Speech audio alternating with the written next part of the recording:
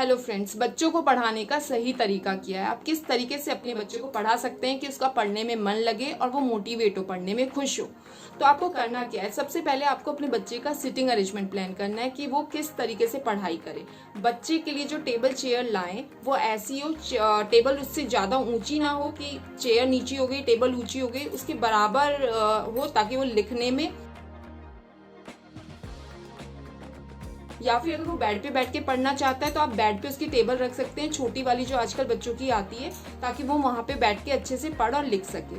बच्चे को पढ़ाते समय उसको आप इंजॉय कराइए। इंजॉय कैसे करा सकते हैं, उसके साथ फन एक्टिविटी बीच बीच में करते रहिए। अगर मैं बच्चे को कोई चीज़ पढ़ा रही हूँ तो मैं उसको पहले उस चीज़ के बारे में जो है, मैं आटा ला के रख सकती हूँ, थोड़ा सा मैं सूजी ला के रख सकती हूँ और स्लेट ला के रख सकती हूँ। उसे बोलूँगी बेटा सबसे पहले हम ए जो हमारी ए की जो फोनिक्स होती है ए, तो हमें इस तरीके से जो है स्लेट पे ए लिखना है। अब मुझे जो है इसको सूजी पे लिखना है। सूजी पे हम किस तरीके से लिखेंगे आप बना के देखो, वो बहुत इंजॉय करेगा क्योंकि वो उसके लिए डिफरेंट चीज होगी। फिर उसे आटे पे बोलिए, अब आटे पे बनाइए, तो उसे लगेगा अरे ये तो और भी डिफरेंट चीज है, इसमें तो बहुत मजा आ रहा है। फिर उसको स्लेट पे लिखवाइए। तो इससे एक ही वर्ड को बच्चा अगर 3-4 जगह लिखेगा तो उसको लिखने में भी मजा आएगा और उसको वो वर्ड याद भी हो जाएगा। बच्चे को पढ़ाने के समय अगर आप इसे मैथ्स करा रहे हैं तो मैथ्स के लिए आप जैसे काउंटिंग है, काउंटिंग के लिए जो आपके राजमा होते हैं, राजमा हो गए, काबुली चने हो गए, कुछ भी चीज़ ऐसी लेके आइए, बीट्स लेके आइए, उसे बोलिए अच्छा पहले आप काउंट करो, फिर वो काउंट करेगा, उसे मज़ा आएगा, अच्छा ये तो बहुत मज़ा आ रहा है, कोई लिखने की एक्टिविटी नहीं है, तो वो उसको काउंट करेगा, तो उसे उसको काउंट करने में या उसको लर्न करने में मज़ा आएगा। इस तरीके से डिफरेंट फन एक्टिविटी करके आप उसको पढ़ाइए। पढ़ाने के समय आप बोलिए कि अब मैं आपको पढ़ा रही हूँ, इसके बाद आप मुझे पढ़ाना। फिर उसके टॉयज रख दीजिए, थोड़ी देर के बाद कि 15 मिनट के बाद उसके टॉयज उसके पास रख दीजिए कि देखो अब आपको ये चीज़ लर्न हो गई है ना, तो आप अपने टॉयज को भी सिखाइए ये चीज़, ताकि आपके टॉयज को भी आ जाए। तो इससे उसको मज़ा आएगा कि अब आप अपने टॉयज के टीचर बनिए। तो बच्चा जो है इंजॉय करेगा, पढ़ाई को प्रेशर नहीं लेगा अपने ऊपर।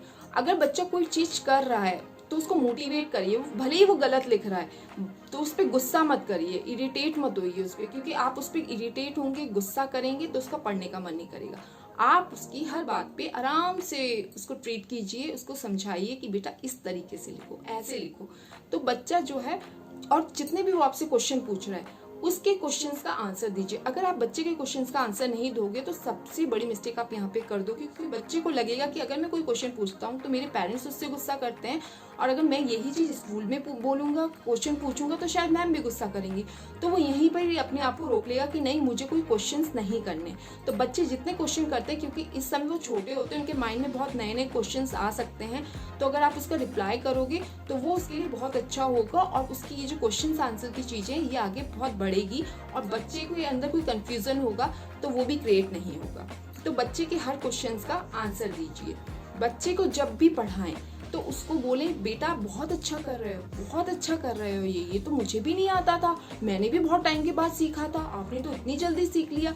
अगर आपको उसको कुछ करेक्शन कराना है, उसने गलत किया है, तो आप उसको उसके लिए भी बोलिए आपने तो इतने अच्छे से लिख दिया, पहले से भी अच्छे से लिख दिया, आप तो इतने इंटेलिजेंट हो गए।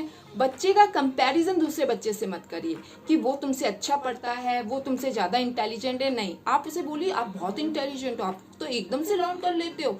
तो इससे क्या होगा, वो मोटिवेट होगा। आप दूसरे बच्चे का कंपैरिजन करोगे कि नहीं, उससे बच्चा जो है इरिटेट हो जाता है, उसको लगता है मैं वीक हूँ। आपको अपने बच्चे के अंदर वीक वाली फीलिंग नहीं लानी है।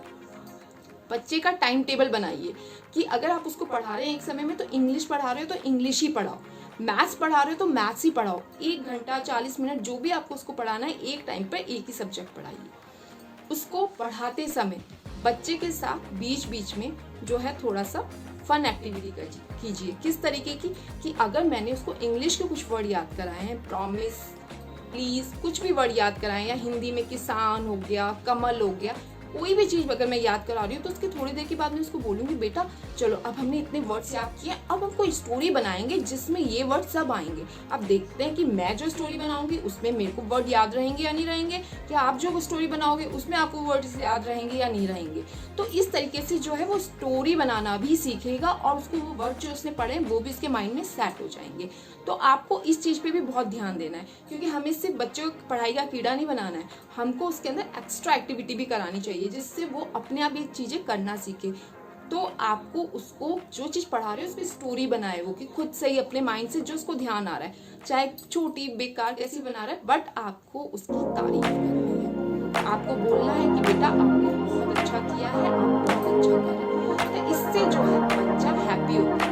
आप उसके पास अगर उसको पढ़ाने के लिए बैठे हो, एक टाइम पे मैंने आपको बताया एक सब्जेक्ट हौच पौच मत करिए। उसी तरीके से जो सब्जेक्ट पढ़ा रहे हो उसी की कॉपी और उसी के लिए पेंसिल रबर शॉर्पनर रखिए। ये नहीं कि हिंदी की बुक्स भी रखती है, मैथ्स की बुक भी रखती है, इंग्लिश की बुक भी रखती है, सारी बुक रख के फैलाती है। इससे बच्चे पढ़ने से नहीं बैठ जाएंगे। उससे लगेगा कि हमें इतनी सारी पढ़ाई है, मैं कैसे कर पाऊंगा, कैसे नहीं कर पाऊंगा।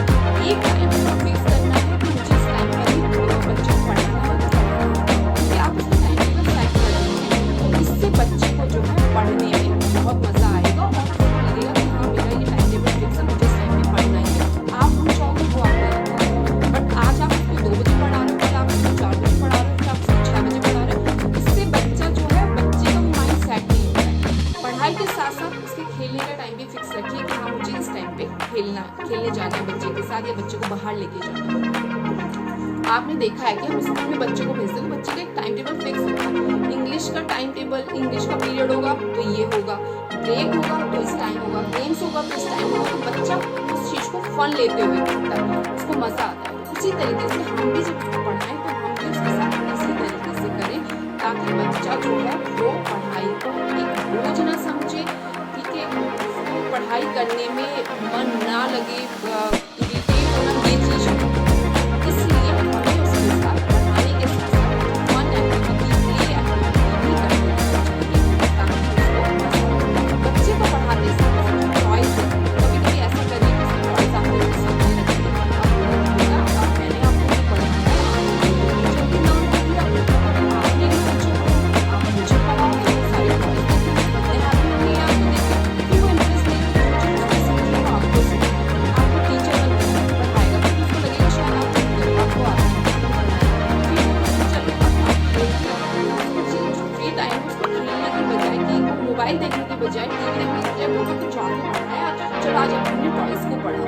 और ठीक है, अगर वो नहीं पढ़ेंगे तो फिर उनको डांटना, प्यार भी करना, उनके साथ गेम भी खेलना, तो इससे उसको मजा आएगा और वो पढ़ाई को एक बहुत इंजॉय तरीके से करेगा। तो ये सारी चीजें अप्लाई करके आप अपने बच्चे का पढ़ाई में इंटरेस्ट ला सकते हैं।